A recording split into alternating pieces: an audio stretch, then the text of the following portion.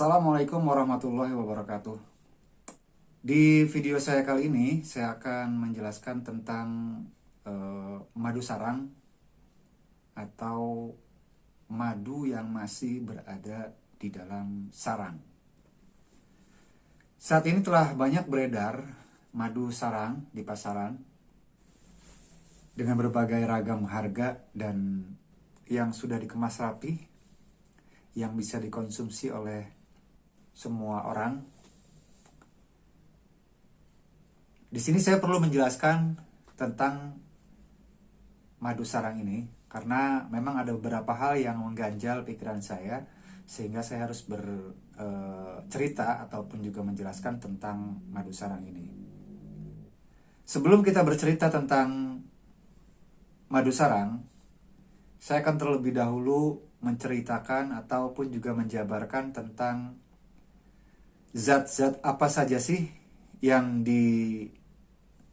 dibutuhkan oleh lebah untuk membentuk sebuah sarang lebah untuk menyimpan madu, royal jelly, pollen, dan lain-lain.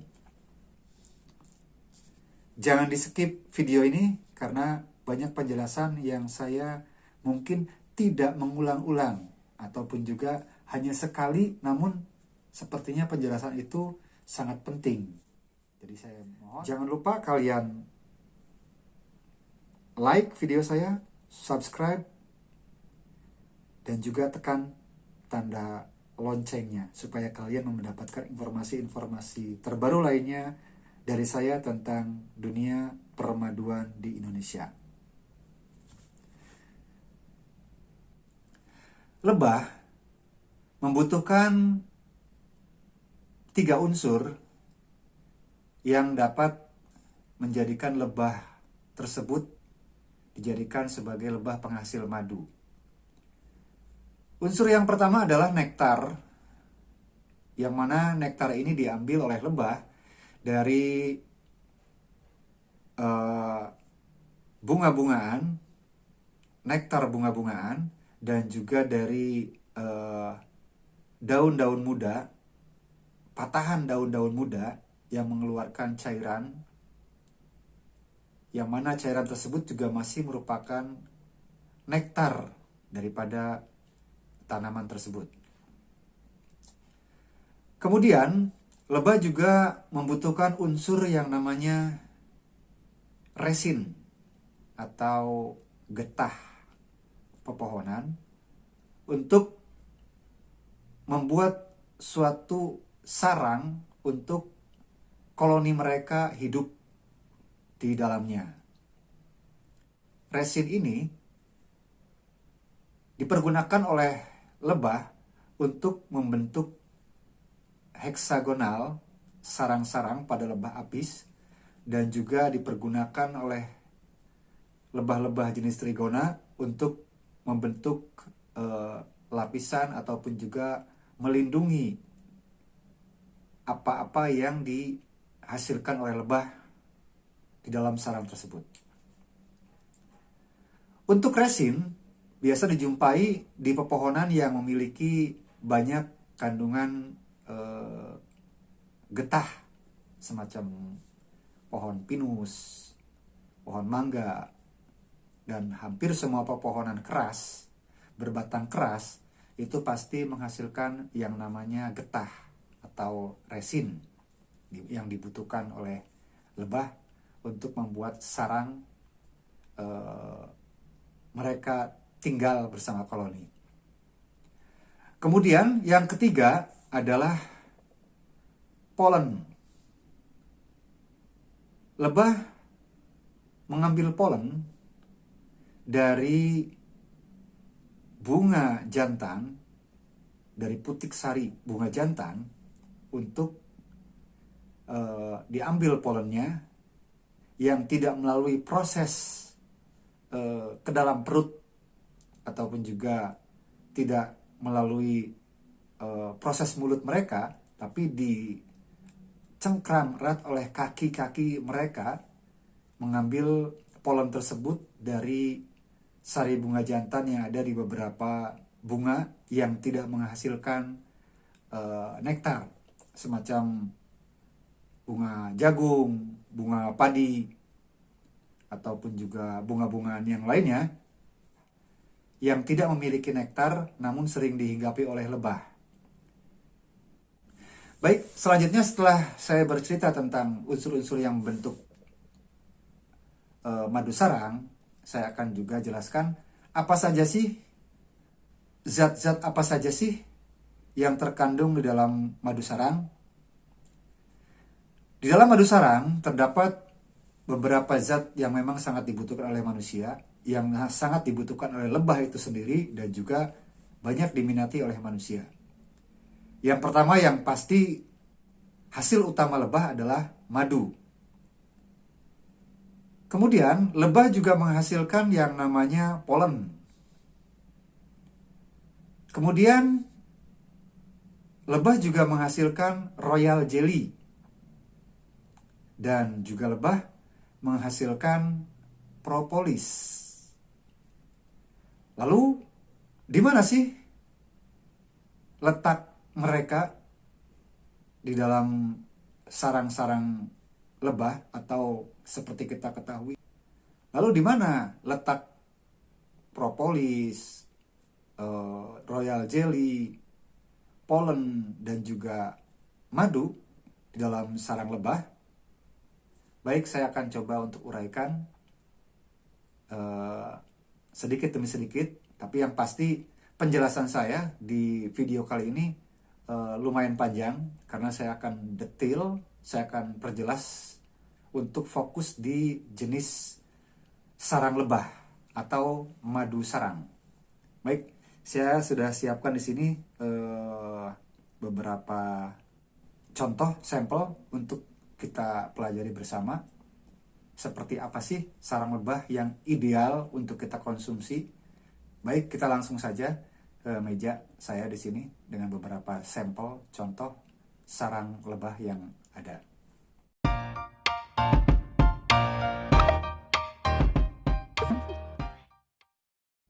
Baik, di sini sudah saya siapkan contoh-contoh madu sarang yang bisa kalian semua jadikan untuk referensi pembelajaran saya, materi saya pada kesempatan tentang madu sarang ini. Saya jelaskan satu persatu ya. Ini adalah madu sarang jenis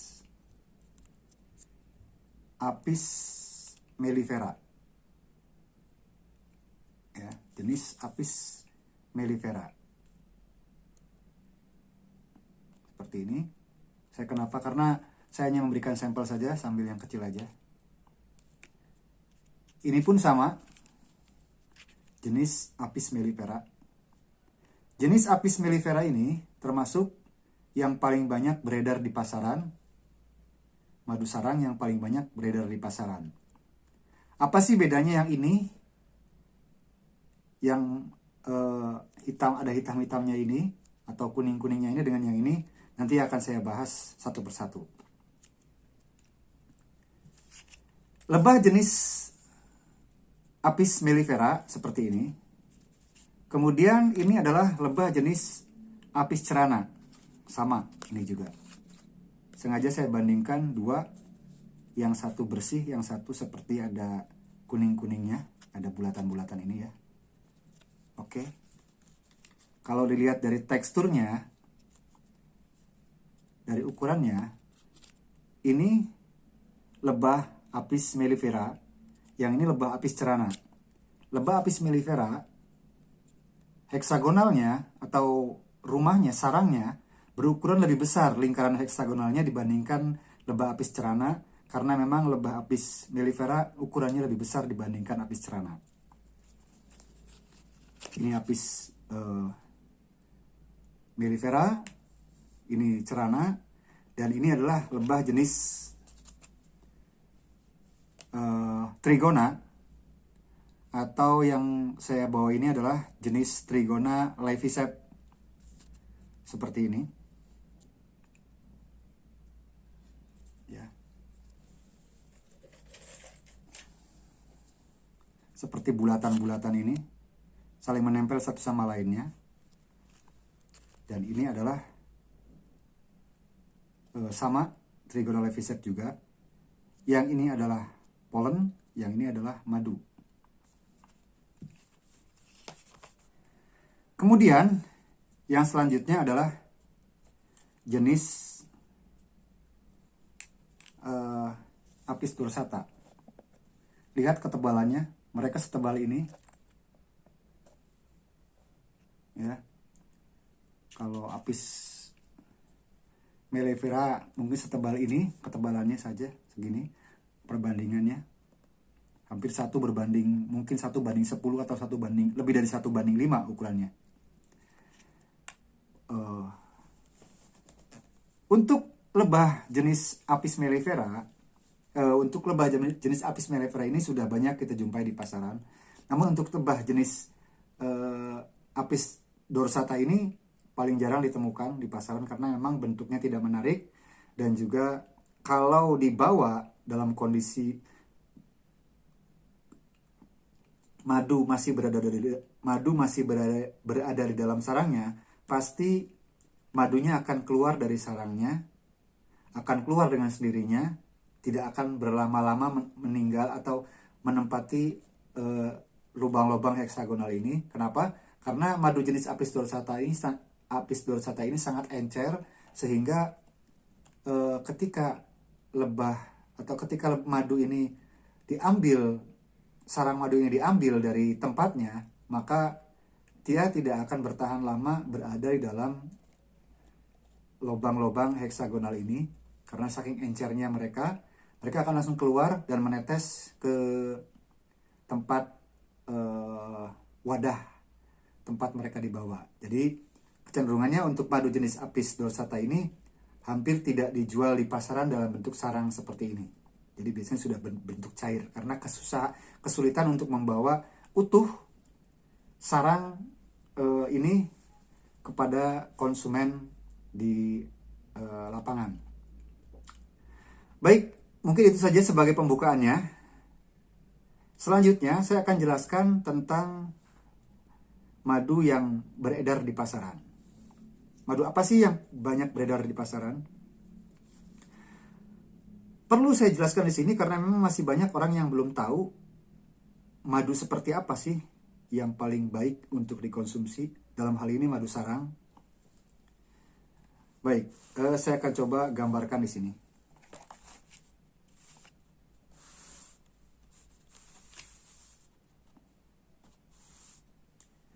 Ini adalah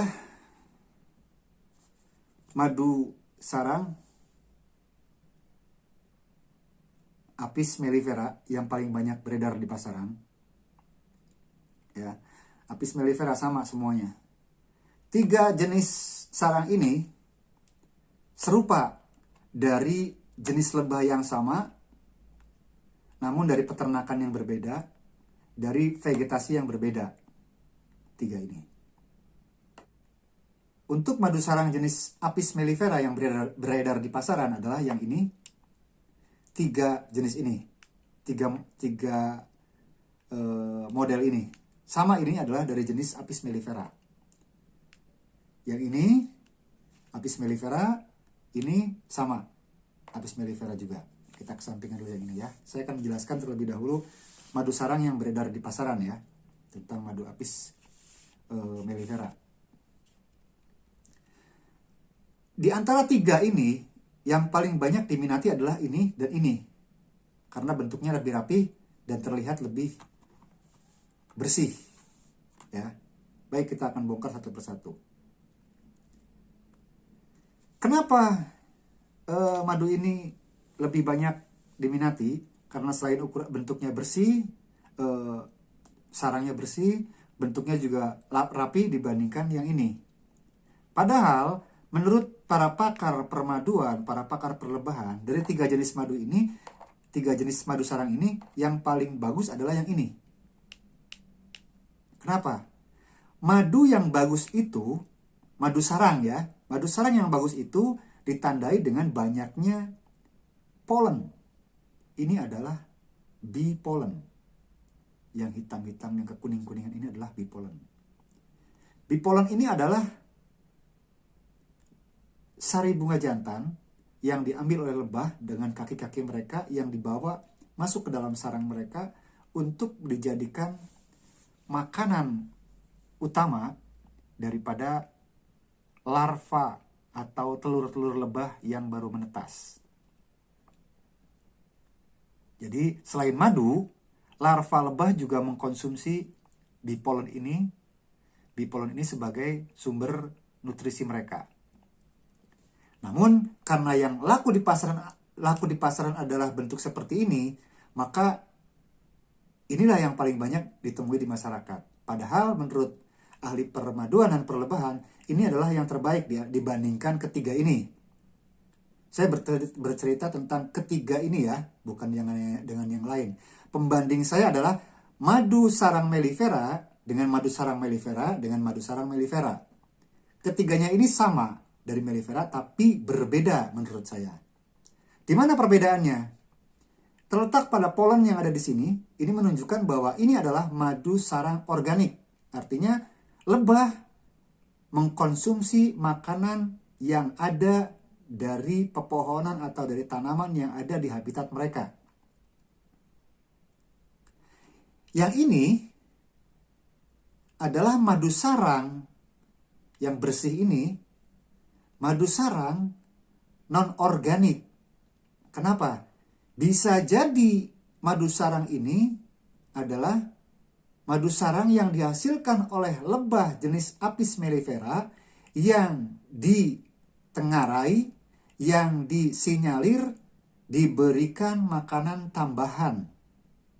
Artinya si lebah tidak bergerak jauh dari sarangnya, si lebah hanya si lebah jenis Apis mellifera dengan sarang ini, kecenderungan lebahnya adalah lebah tidak bergerak jauh dari sarangnya karena disediakan makanan oleh si peternak. Makanannya apa? Makanannya macam-macam. Ada yang menggunakan sirup, ada yang menggunakan gula, dan ada juga yang menggunakan bahan-bahan yang ada di masyarakat sekitarnya. Namun, ini termasuknya masih kategori madu yang dihasilkan oleh lebah.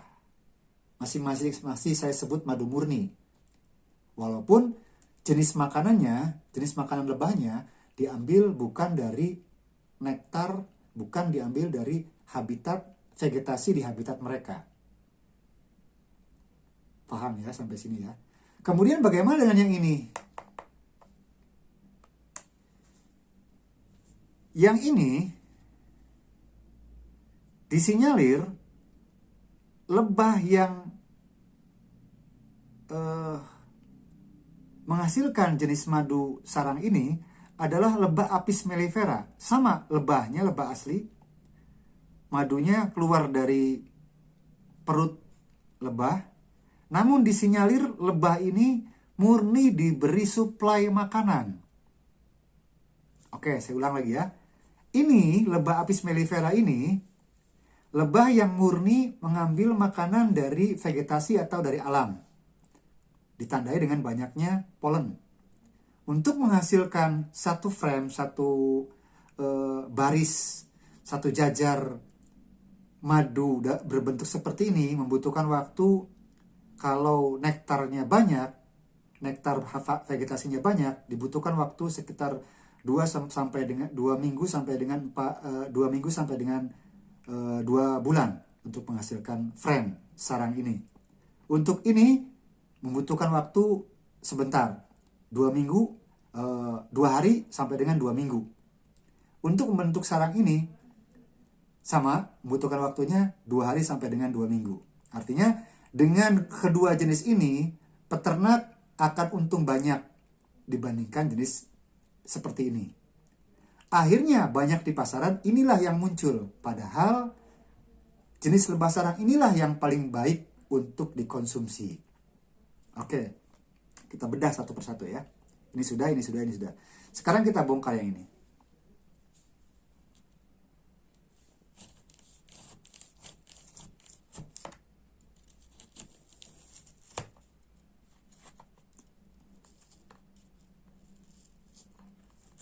Oke. Madu. Ini madu. Tapi madunya di sini terlihat seperti, bisa dilihat ya. Seperti apa madunya? Mungkin kalau dari suaranya ada semacam butiran-butiran halus yang terambil gitu ya. Oke. Ini jenis apis cerana, apis mellifera yang beredar di pasaran. Oke, baik. Seperti ini. Bisa dikatakan ini saya bilang seperti mentega. Ya. Kemudian di tengah-tengahnya ini ada semacam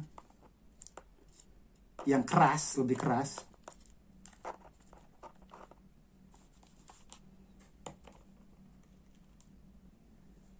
Ini ya, ada yang lebih keras.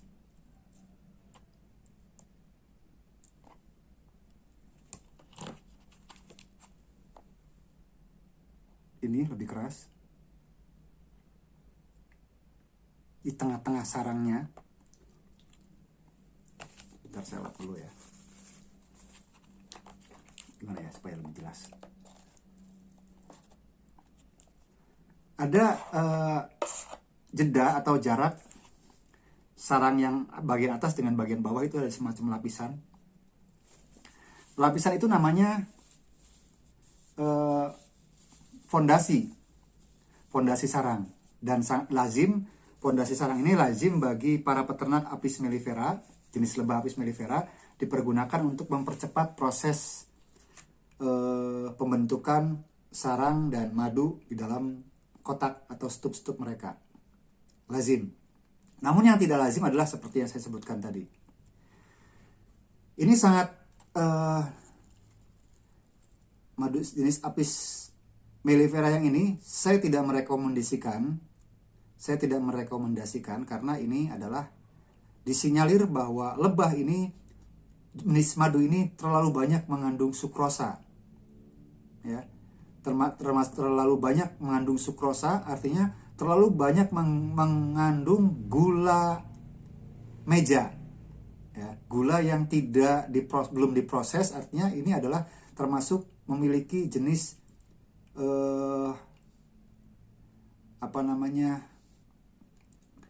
termasuk jenis gula disakarida. Sukrosa adalah gula yang mengandung disakarida, artinya bukan merupakan unsur sederhana. Jadi di sini madu ini tidak saya rekomendasikan untuk kalian membelinya, karena membeli jenis ini sama saja dengan kalian membeli gula batangan. Kalau beli ini terlalu mahal. Kalau untuk harga sekian, berarti ini terlalu mahal. Lalu bagaimana dengan yang ini? Yang ini pun sama sebetulnya. Secara umum, walaupun ini murni, ini madu murni, madu mentah, tapi saya pun tidak merekomendasikan yang ini. Kenapa?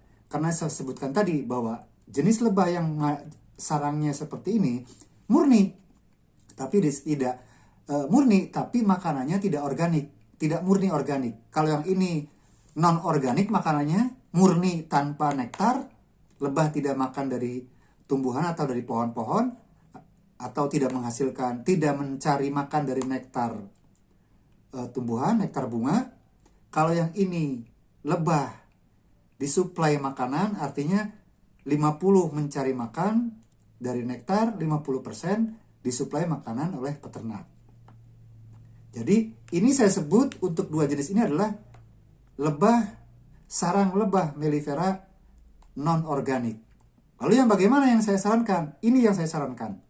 Bentuk seperti inilah, yang ada butiran-butiran kuning kecoklatan, inilah yang lebih didominasi lebah ini menghasilkan lebah ini memiliki kandungan unsur-unsur yang bisa dimanfaatkan oleh tubuh kita, yaitu mengandung propolis, royal jelly, bee pollen, dan madu.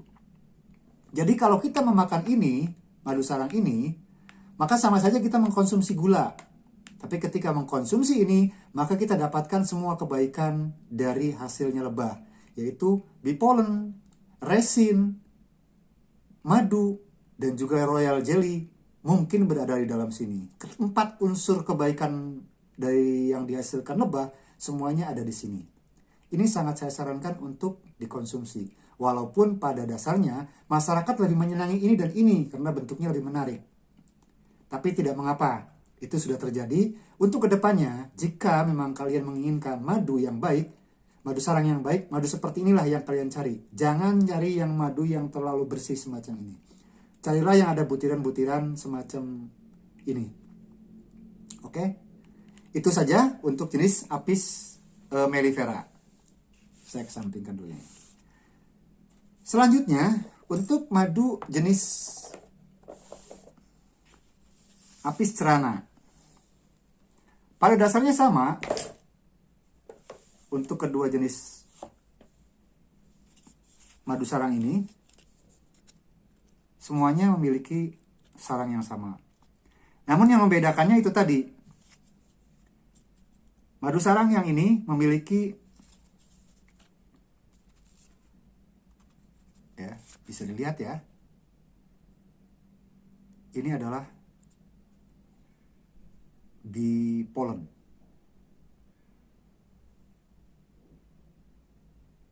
Oke, saya lihat ya. Semacam apa ya? Ya, butiran-butiran gitulah. Sebetulnya ini semacam tepung sari bunga jantan yang dikumpulkan oleh lebah, dimasukkan ke dalam lubang-lubang ini. Jadi hasilnya tercetaknya seperti itu. Rasanya asam, ya, rasanya asam-asam seperti jagung rebus yang sudah basi. Gambaran rasanya. Jadi tetap saya kembali menyarankan untuk yang menginginkan madu sarang, carilah madu sarang yang ada ciri-ciri semacam ini. Ada kuning-kuning ini ya. Jangan yang terlalu bersih semacam ini. Karena apa? Kecenderungan madu sarang yang bersih semacam ini, ada kemungkinan si lebah disuplai makanan oleh si peternak. Jadi kandungan nutrisi yang ada di dalam sarang ini tidak sebaik yang ada di dalam sini. Karena di sini sudah jelas ada pollen di dalamnya, kalau ini tidak ada. Walaupun sesungguhnya ada juga orang yang alergi terhadap pollen. Jadi ada katanya saya kalau mengkonsumsi madu alergi. Sebetulnya alergi itu bukan dari madu, tapi dari pollen. Ya. Oh ya, saya tambahkan lagi. Untuk jenis Apis mellifera dan cerana ini, Apis cerana lebih kecil dan lebih tipis, Apis mellifera lebih tebal. Kemudian tekstur dari Apis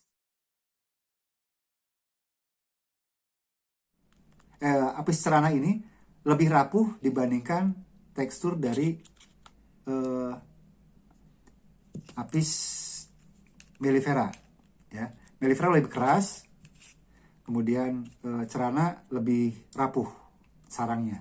Jadi kalau ini dikirim menggunakan jasa kurir ekspedisi, kadang-kadang sampai ke tangan konsumen sudah hancur lebur. Tapi kalau ini dikirim melalui jasa ekspedisi, sampai konsumen masih utuh. Bisa dipastikan masih bisa utuh. Karena teksturnya lebih keras dibandingkan yang ini. Maka kecenderungan orang memilih madu lebih kepada madu Apis mellifera ini dibandingkan cerana. Dengan kebaikan yang sama tentunya, kalian tinggal memilih saja apakah memilih Apis mellifera dengan tekstur yang keras, namun sampai ke tempat kalian dalam kondisi yang utuh, ataukah memilih Apis cerana yang teksturnya lebih lembut, lebih rapuh, namun sampai tempat kalian ketika dikirim melalui jasa ekspedisi akan hancur sarangnya karena lebih rapuh dibandingkan sarang cerana, lebih rapuh dibandingkan sarang mellifera. Itu penjelasan saya untuk jenis madu sarang Apis mellifera. Kemudian selanjutnya saya akan jelaskan tentang kandungan yang ada di dalam madu sarang tersebut adalah memiliki apa yang dinamakan madu, propolis, polen, dan juga royal jelly. Jadi untuk royal jelly ini, tidak semua peternak bisa memisahkan royal jelly dari sarang yang ada ke dalam sarang yang dikhususkan untuk royal jelly. Jadi hanya peternak-peternak senior saja yang bisa mengambil royal jelly dari sarang. Jadi di sini tidak terlihat, tidak nampak royal jelly-nya, tapi kandungan royal jelly itu sesungguhnya ada di dalam madu sarang ini. Jadi tidak bisa dikategorikan mengandung royal jelly kalau dari kasat mata, tapi kalau dari mungkin penelitian secara laboratorium, mungkin saja ini mengandung royal jelly. Baik, selanjutnya saya akan lanjutkan ke penjelasan berikutnya tentang madu sarang. Jadi saya kembali kepada Anda semua, kepada kalian semua. Jika kalian memang menginginkan madu sarang yang bagus, maka kalian boleh memilih madu sarang yang sintetis atau madu sarang bukan sintetis. Madu sarang yang non-organik, ini dan ini. Ya, artinya lebih kelihatan bersih, menawan. Tapi jika kalian membutuhkan madu sarang sebagai suplai makanan tambahan kalian, karena berharap ada kandungan propolis, royal jelly, dan bee pollen di dalamnya, maka kalian akan memilih jenis yang ini. Yang agak, yang warnanya atau bentuknya tidak enak dilihat atau kurang sedap dipandang. Ya. Itu terserah kembali kepada kalian yang ingin mengkonsumsinya. Lalu bagaimana dengan madu sarang dari lebah apis, dari lebah trigona? Oke, untuk lebah jenis trigona, di sini saya kasih gambaran. Ada jenis lebah trigona yang saya miliki adalah lebah jenis Levisep. Levisep ini, kalau di Pulau Jawa memang banyak ya Levisep, tapi untuk di luar Jawa, Levisep nampaknya tidak sedominan lebah-lebah trigona lainnya. Karena di Sumatera, Kalimantan, dan Sulawesi, serta pulau-pulau lainnya di Indonesia, itu didominasi oleh ratusan jenis lebah trigona. Dan yang paling populer, yang paling saya pahami saat ini adalah jenis Levisep, karena kebetulan saya memiliki peternakan sendiri untuk Levisep ini. Ini adalah bee pollen.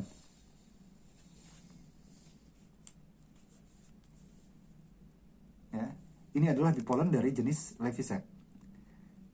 Ini masih dilapisi oleh kantong ataupun juga dilapisi oleh propolis, oleh resin yang melindungi propolis, yang melindungi bee pollen dari pengaruh zat luar. Ya. Jadi propolis ini dari resin yang dihasilkan oleh lebah, itu mereka akan bentuk menjadi sarang.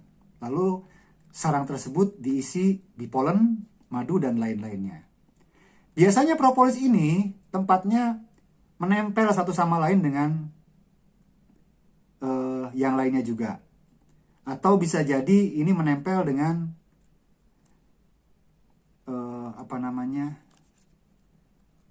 dengan butiran-butiran ataupun juga sarang yang ada madunya.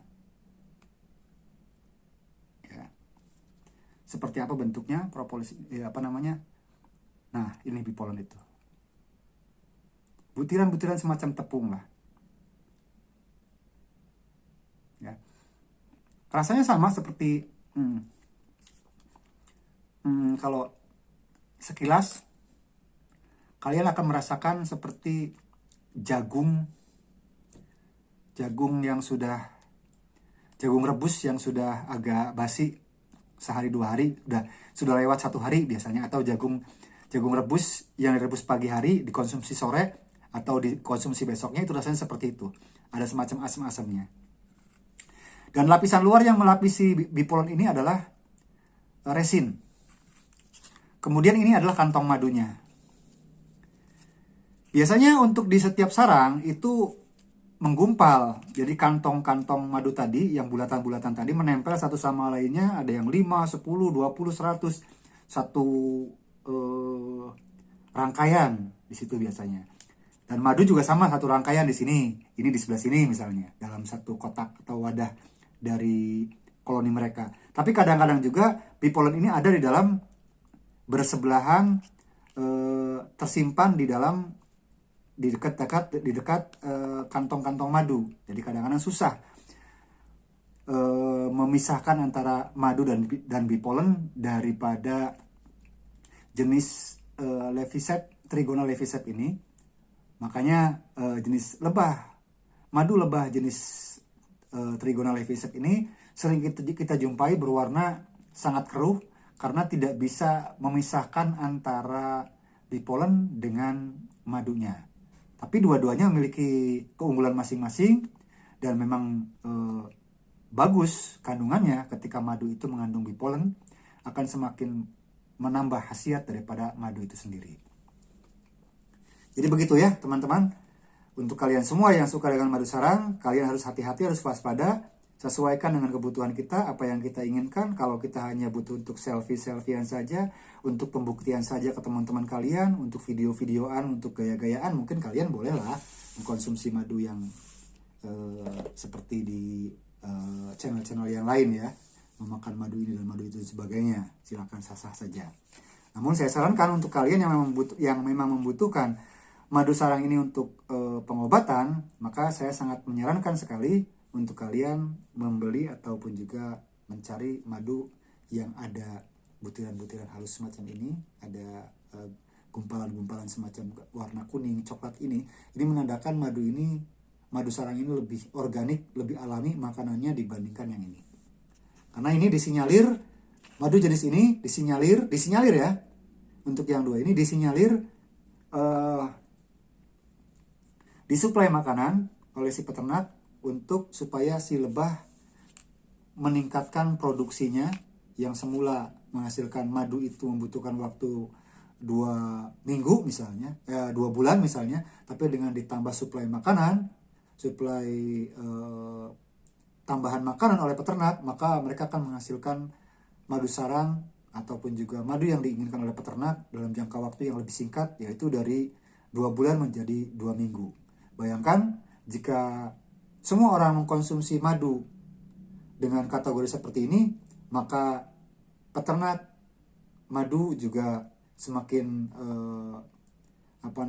menyalahi fitrahnya, menyalahi kebiasaan, menyalahi standar madu yang biasa mereka jual untuk konsumen. Dan konsumen sendiri dirugikan dengan adanya madu semacam ini, karena khasiat dari madu yang seperti ini sudah bisa dipastikan kalah dengan madu yang semacam ini.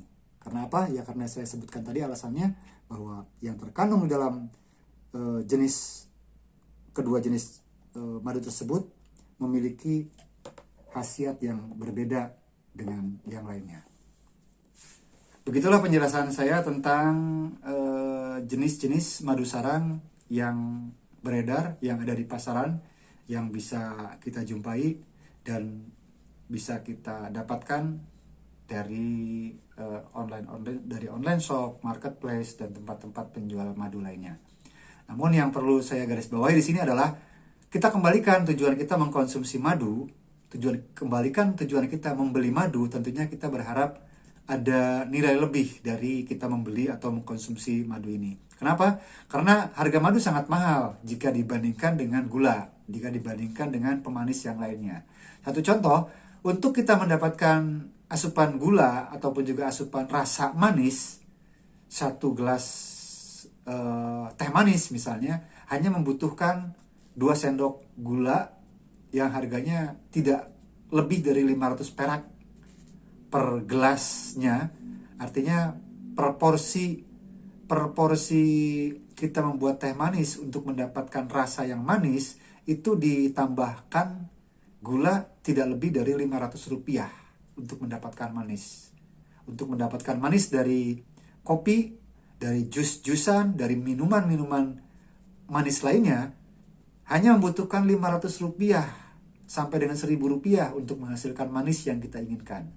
Namun ketika kita berbicara madu dengan yang sama, untuk mendapatkan manis yang sama di wadah yang sama, madu membutuhkan sekitar Rp5.000 sampai dengan Rp10.000 untuk mendapatkan rasa manis yang sama dengan gula tadi.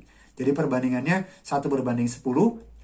Satu gula, takaran gula untuk menghasilkan manis hanya membutuhkan uang Rp500, sementara satu takaran madu untuk menghasilkan konsumsi manis kita dalam minuman keseharian kita membutuhkan Rp5.000.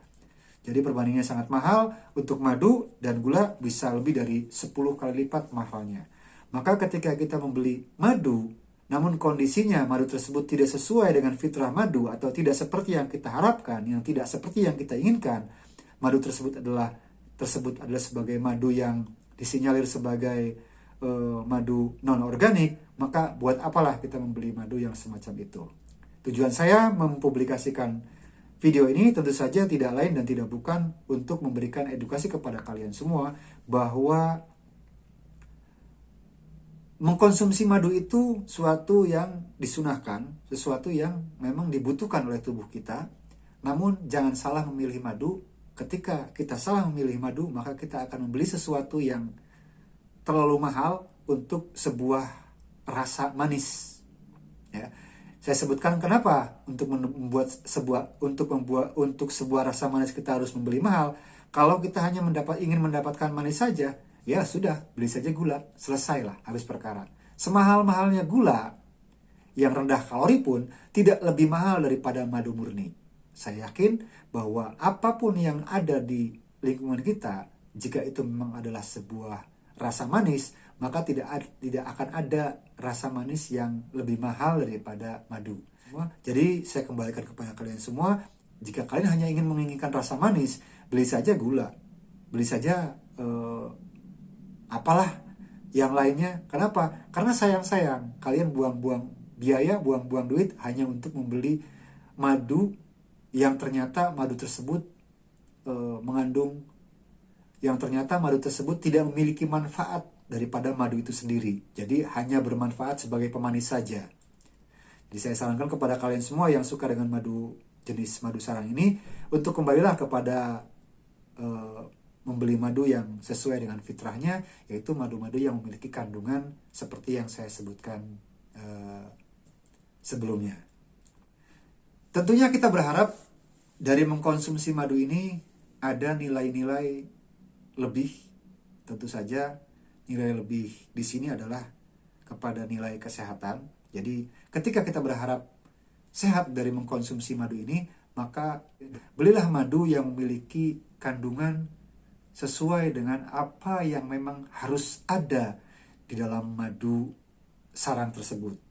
Yang saya sebutkan adalah di dalam madu sarang terdapat royal jelly, bee pollen, propolis, dan juga madu itu sendiri. Jadi kalau tidak terdapat unsur-unsur tersebut, lalu kita membeli madu sarang dengan harga yang mahal, lalu apalah artinya, apalah gunanya?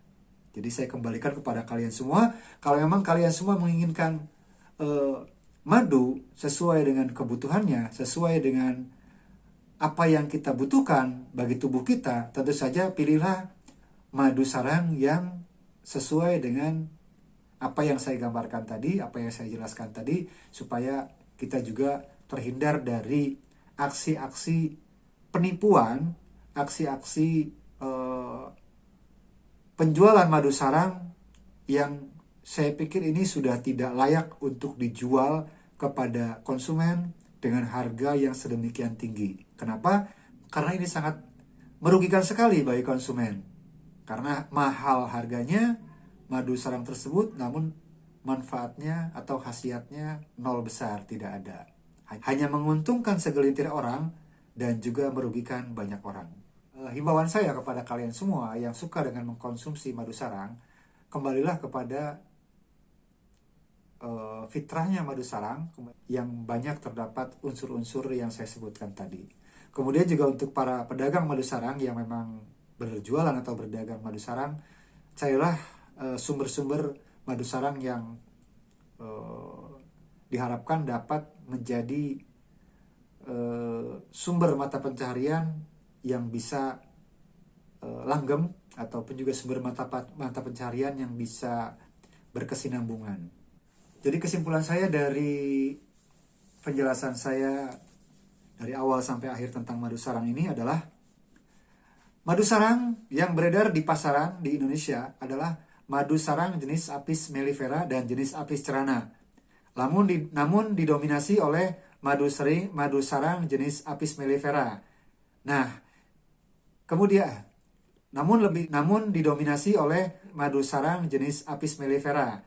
Namun madu sarang jenis Apis mellifera yang beredar di pasaran itu ternyata tidak lebih baik daripada gula. Artinya madu sarang yang beredar di pasaran adalah madu sarang yang non-organik. Artinya bukan merupakan madu yang dihasilkan oleh lebah yang menghisap nektar bunga dan juga nektar tanaman yang ada di sekitar vegetasi mereka. Jadi madu sarang yang beredar di pasaran adalah madu sarang jenis non-organik. Jadi kita jangan sampai tertipu untuk membeli madu sarang yang beredar di pasaran karena kesukaan kita melihat bentuknya, kesukaan kita melihat tampilannya, tapi lebih cerdaslah dalam memilih madu sarang untuk mendapatkan khasiat daripada madu sarang itu sendiri. Dan video saya ini adalah untuk meningkatkan kesadaran masyarakat untuk mengkonsumsi madu murni, meningkatkan kesadaran masyarakat untuk mengkonsumsi madu organik, memberikan edukasi kepada masyarakat, kepada kalian semua, bahwa madu yang beredar di pasaran pun tidak semuanya murni seperti yang kalian harapkan. Tidak semuanya murni seperti yang kalian sangkakan. Jadi cerdaslah dalam memilih madu sesuai dengan kebutuhan kalian. Semoga apa yang saya sampaikan ini bermanfaat untuk kita semua, bermanfaat untuk kalian semua, dan juga semoga apa yang saya sampaikan ini dapat dijadikan pembelajaran, dapat dijadikan edukasi bagi dunia permaduan yang ada di Indonesia. Terima kasih atas segala perhatiannya. Sampai ketemu lagi di video saya berikutnya. Sampai jumpa. Wassalamualaikum warahmatullahi wabarakatuh.